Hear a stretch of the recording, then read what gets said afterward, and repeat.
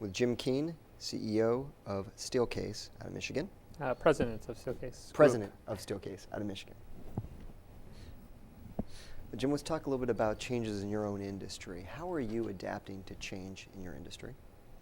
Well, we see phenomenal changes happening at Steelcase. As we think about the kinds of spaces that customers bought 10, 15, 20 years ago, largely there hasn't been a lot of change. I mean, people were standardized on panel-based systems, what everybody else calls cubicles, and they worked pretty well. They supported people as they worked and entered data into computers and did a lot of individual work.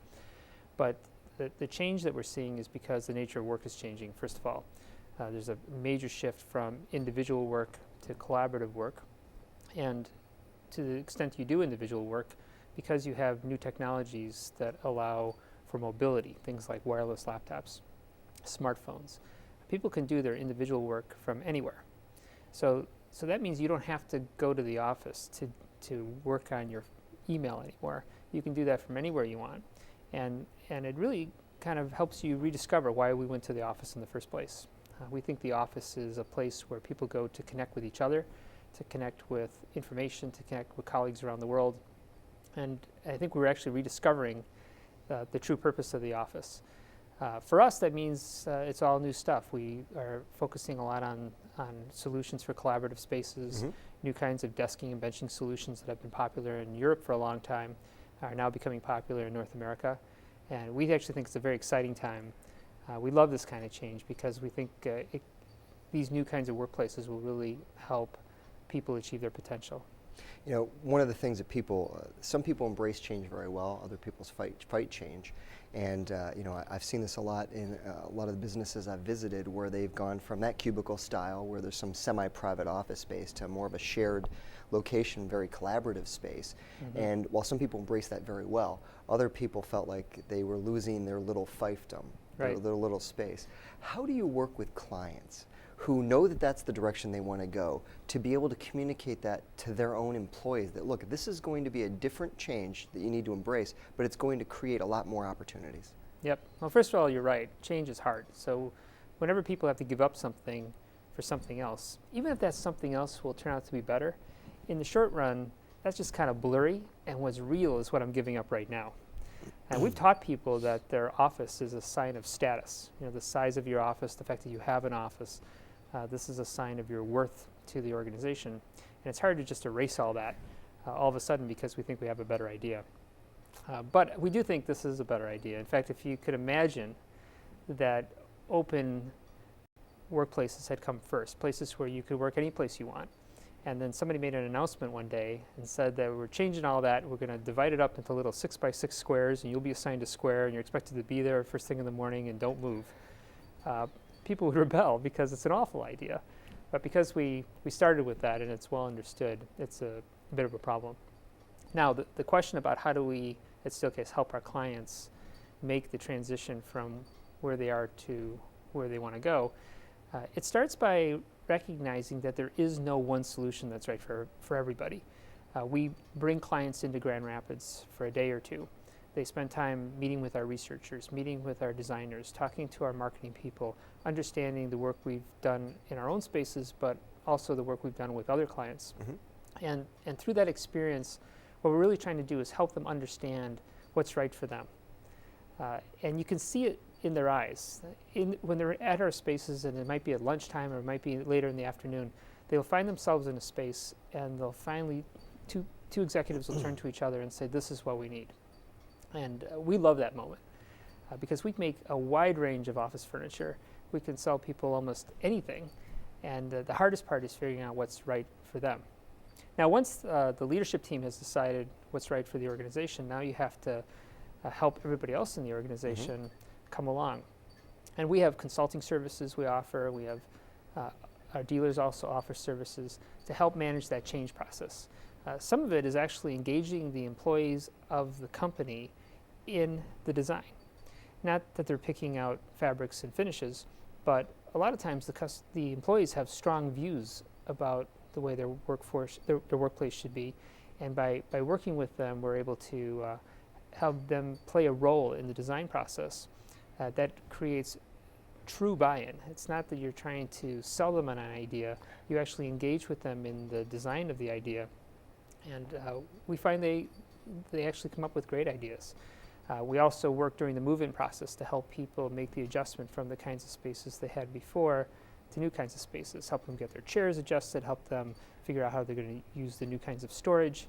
And if you do all those things right, if you pick the solution that's right for your company, if you engage your employees in the design, and if you pay close attention to individuals as they make their way through the process, it can be very successful.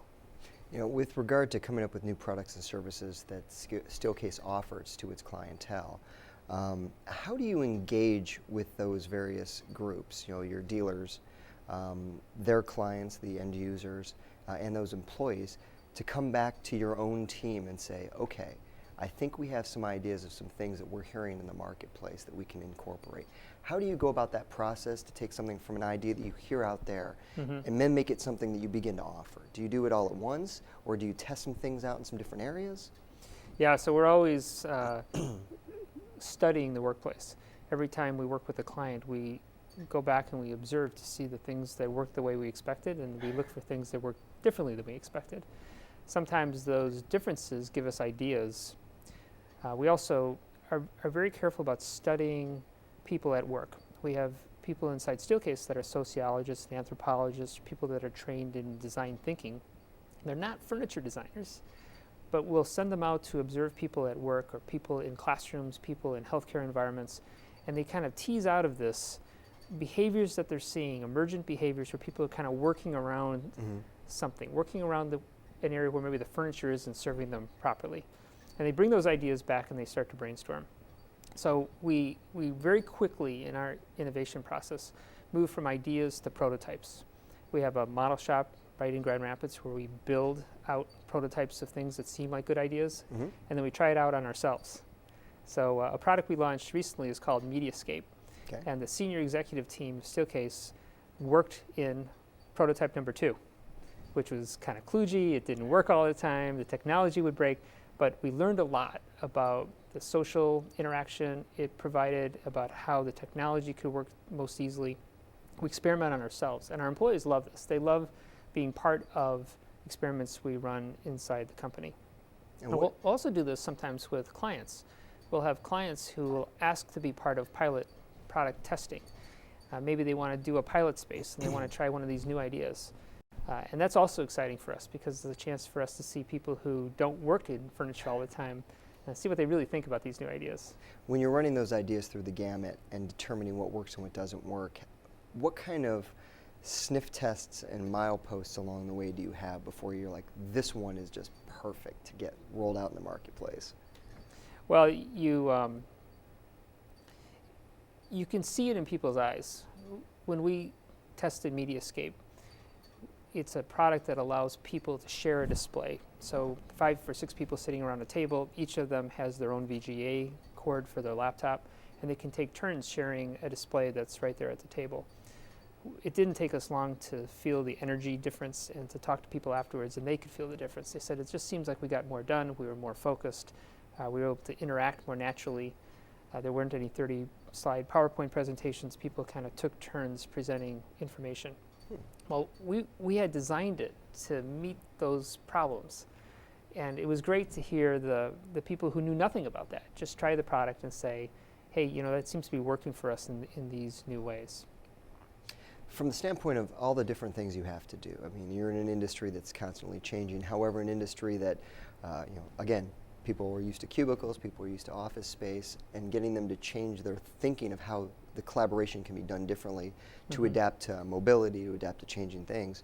You have to have, I would think, a culture that embraces failure, almost like an idea lab that you mentioned. From your perspective as president, talk a little bit about how you build that culture and foster people to believe that it's okay to try things that don't work.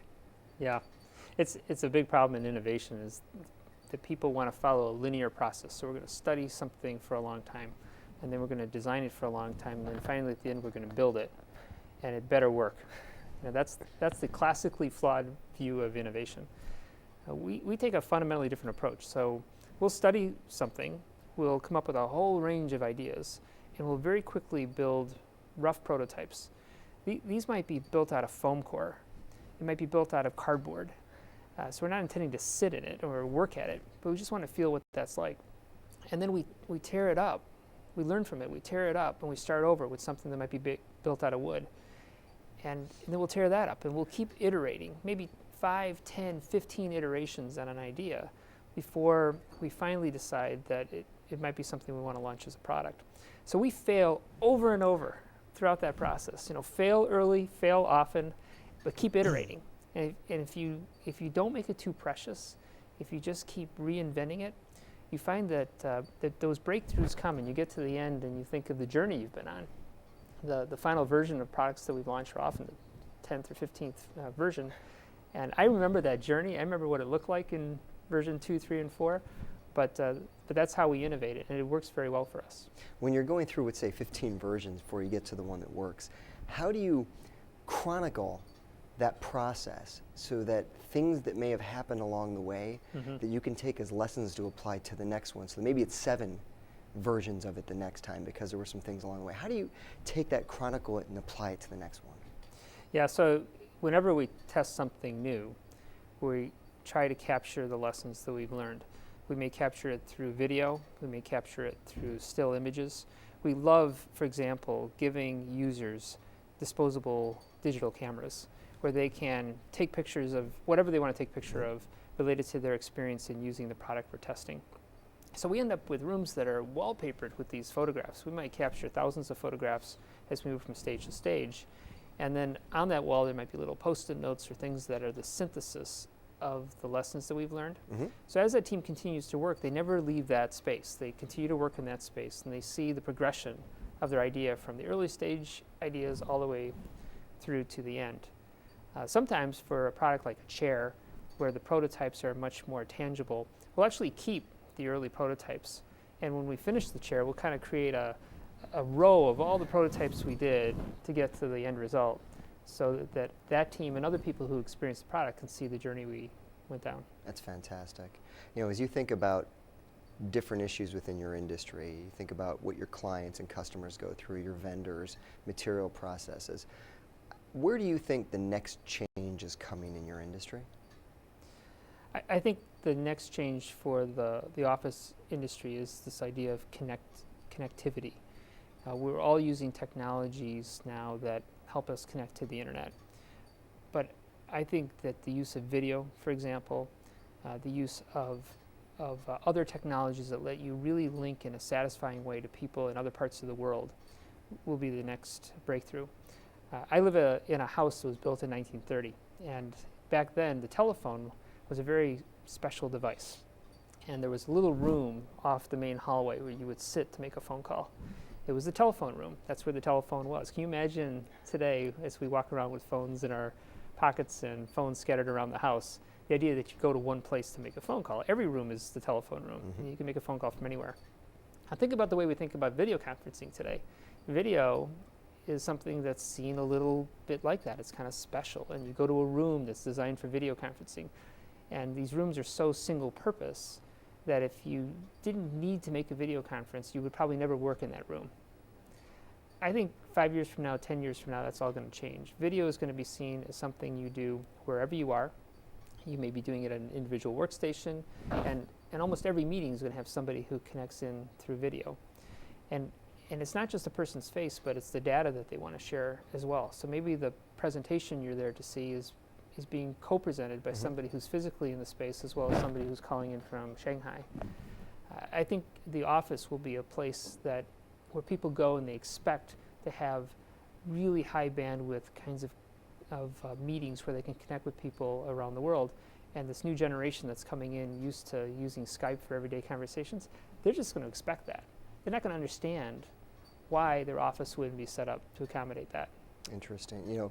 I want to hit a 2-part question, and one really is that, in your industry, you have to stay on top of various components. I think Charlie Rose asked the question a few days ago about where executives look for information to stay on top of in their own industry. So I want to approach that. But at the same time, from a leadership perspective, where do you look as a resource to help you become a better leader within your organization, interdependent, I guess, or independent of the industry itself? Well, in terms of being a better leader, I find that studying things that have nothing to do with furniture is actually very helpful. So I attend conferences that have nothing to do with business, nothing to do with furniture, and I learn about biology and new things that are happening with in that field. I learn about architecture and design, which have a tangential relationship to us, and things like chaos theory, which seem like they would be totally unrelated, are actually very similar to kind of emergent behavior that starts to show up in an office as you create new kinds of work environments.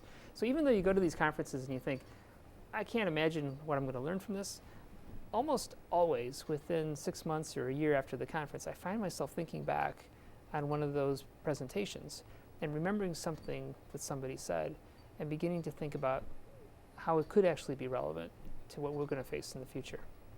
And we encourage our people to do that too. We love to see people take on transversal careers that move across the organization, to learn to be relevant in making those connections. I think connecting across the organization, being able to see patterns of behavior or patterns that are similar and make those connections is a very important part of senior leadership. Interesting. And about the industry itself, where do you go, where do you turn to find out what's going on within your own industry? Well, when it comes to trying to understand what's happening in our industry, of course, there's trade shows and you get a sense of what others are working on. But very seldom do we do any innovation that starts with trying to respond to something a competitor has done. I think that's a trap. I think as soon as you start chasing a competitor, you will always be 3 years behind their thinking. So we actually go back to the source. We believe in user-centered innovation. We study the people, not necessarily the people who buy our chairs, or our products, because that's really the decision maker, but we're focused on the user. What happens when somebody actually sits in our product or uses our product or goes to a conference room and tries to make a video conference call or something like that? How can we make life easier for them? How can we get at the root of what they're really trying to get done? And we find that surveys aren't very useful for that because people just don't think about these things. So the most powerful tool we have seen is observation. Literally just standing there and watching, having permission from the customer to be able to observe their people. We are able to tease out these patterns, tease out these behaviors, and from that begin prototyping. Fantastic. Jim, thank you very much. Thank you very much. Good stuff. Enjoyed it.